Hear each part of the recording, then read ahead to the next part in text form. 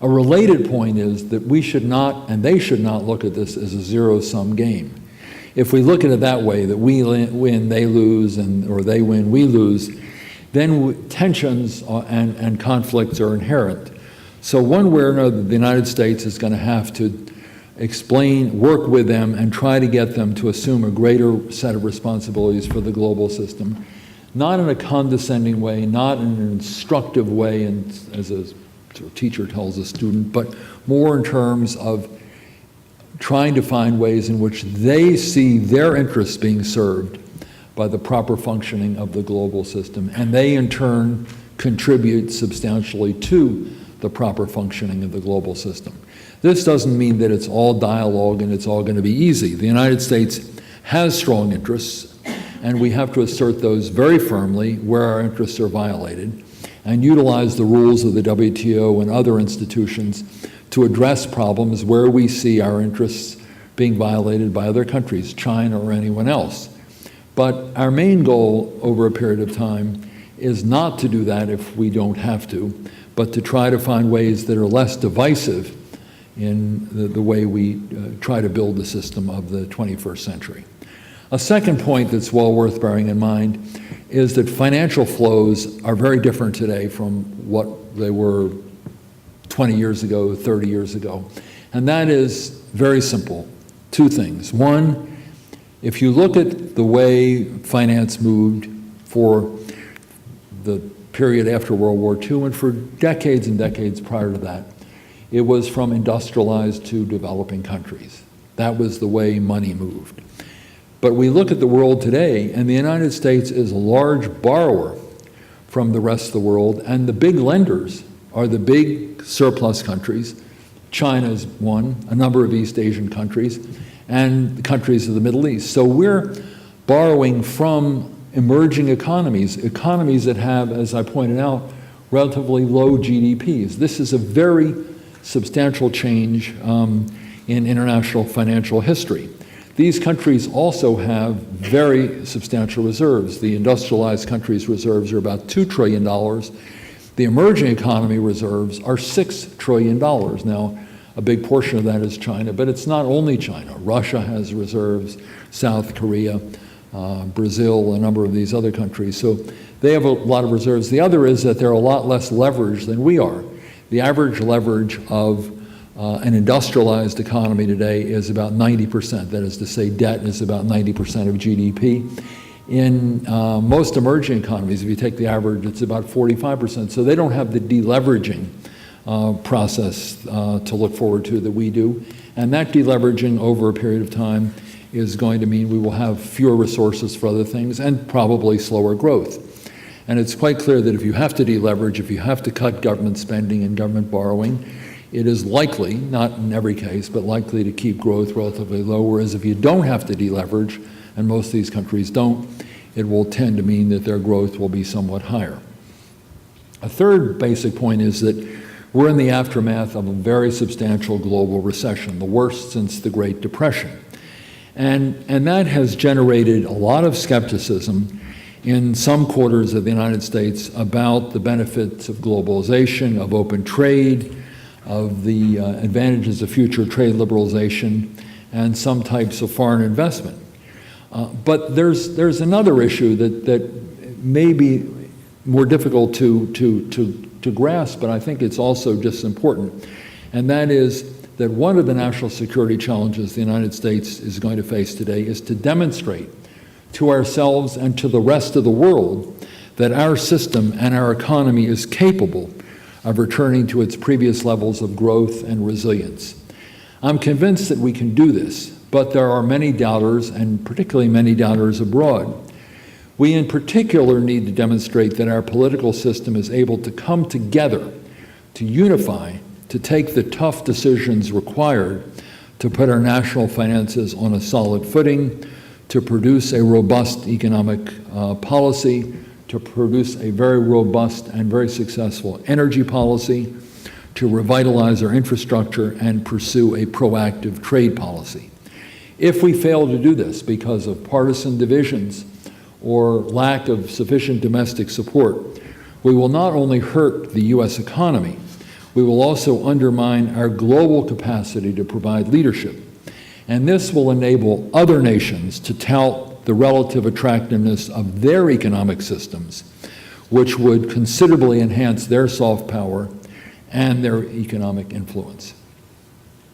Another point that I alluded to, but I'll talk a little bit more about, are these global interconnections, particularly the 21st century issue of the internet. As our daily lives become more dependent on computers, the internet, electronic transmissions of funds, smart grids, etc., the threat to them also grows.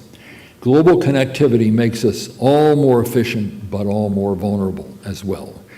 And cyber terrorism, cyber piracy, assaults on personal data, tapping into national security information are all dangerous 21st century threats to our economies, to our privacy, to our technological leadership, and to our national security. A series of consultations, new patterns of cooperation, use of old and new institutions is going to be likely to address these issues. Another big challenge is that there are new areas of competition. We're used to intense competition for markets, but now we also have competition for capital, competition for sources of energy, competition for key commodities, rare earths, lithium, and other things that are vital to the new economy of the 21st century. And there's likely to be more and more competition for things like arable land and water. I was recently in India, where there's an enormous amount of competition between India and Pakistan with respect to the Indus River. You're seeing the same kind of competition in the Nile River Delta among countries along the Nile. And the same thing with the Mekong. Water competition is going to be an increasingly difficult issue to deal with. And new rules and practices are going to be required to avoid, again, the zero-sum competition in these and other areas. Consistent with this same set of principles, we also need to avoid circumstances in which countries engage in systematic efforts inconsistent with global rules and norms to enhance prospects for their domestic economies or their national champion companies at the expense of others. Such practices, for instance, of piracy of intellectual property or forced transfers of such property to their companies from foreign companies to enhance their competitiveness around the world would be very harmful to the United States and would cause enormous tensions between the United States and countries that are engaging in this kind of process. This is a big issue with respect to China's indigenous innovation policy, but it's an issue with other countries as well. And then there's a very interesting issue of the role of government in economies. Bill Clinton, when he was president, made the point that the era of big government is over. Well, the era of big government has come back quite dramatically.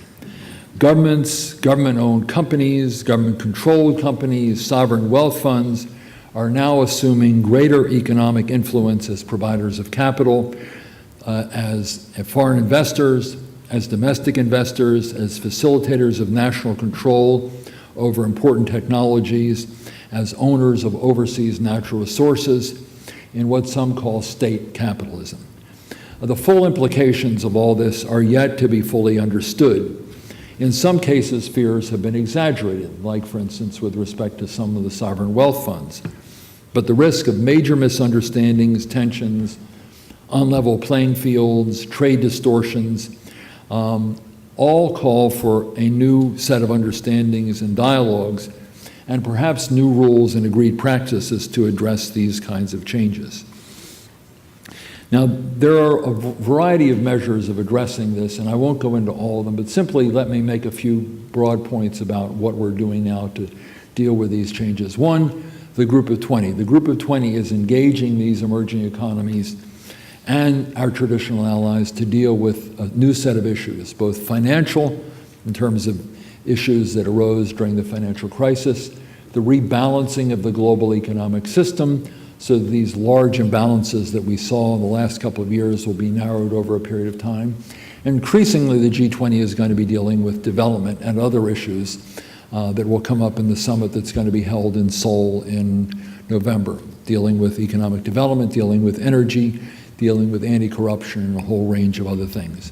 We're also working very closely with Europe and Japan. And I think there's a tendency, as we address the emerging economies, because they're such a compelling force in the global system, to neglect the fact that we still have a lot more trade and a lot more investment with Europe and with Japan and with Canada and with Mexico than we do with some of these large emerging economies. They're growing more rapidly, and trade and investment is growing more rapidly, but still, for most American companies, there's a lot more investment in Western Europe than there is in China. There's a lot more trade with Japan than there is with China. There's a lot more trade in general with Canada and Mexico than with India or Brazil or some of these other emerging economies. So we still need to recognize that these are important players in the way we deal with our global economic system and in efforts to reform that system. I think that one of the particularly important points about where we're going is that we not only have to deal with these other countries, we have to do so in a way that retains the credibility of the average American with respect to the policies that we pursue.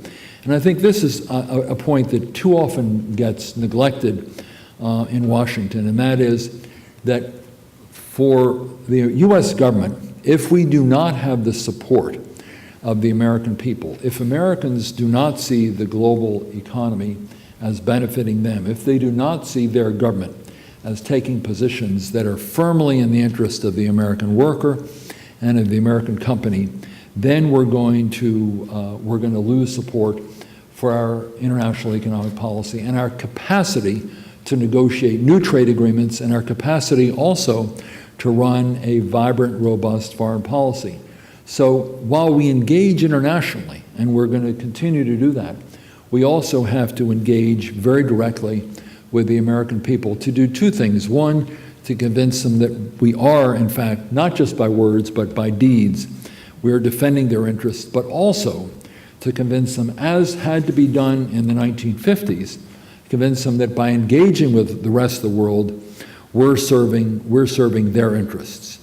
And this is critically important because, as I mentioned earlier, there's a lot of doubt about this. So we have to demonstrate that opening foreign markets, attracting foreign investment, protecting intellectual property, working with other governments to deal with a broad set of financial issues, these are all parts of a national jobs agenda in this country. Because if you look at the world where 95% of the world's consumers live abroad, where the bulk of the growth over the next 5, 6, 7 years is going to be not in the industrialized countries, but in the emerging economies, it's hard to have a jobs agenda in this country that's successful without taking advantage of opportunities in the global market. Now, clearly, we have to do what we have to do at home. We can't expect to work our way out of our difficulties by exporting our way out of those difficulties. We have to make the necessary investments at home that I mentioned before and that of the kind we did in the 1940s and 1950s. There is no substitute for that. Whatever we do internationally will not succeed if we do not invest in education, if we do not have a stronger educational system, if we do not get the best and the brightest from the rest of the world wanting to come here for education, for research, to start companies, if we do not deal with our energy issue. These are all kinds of problems that need to be addressed at home.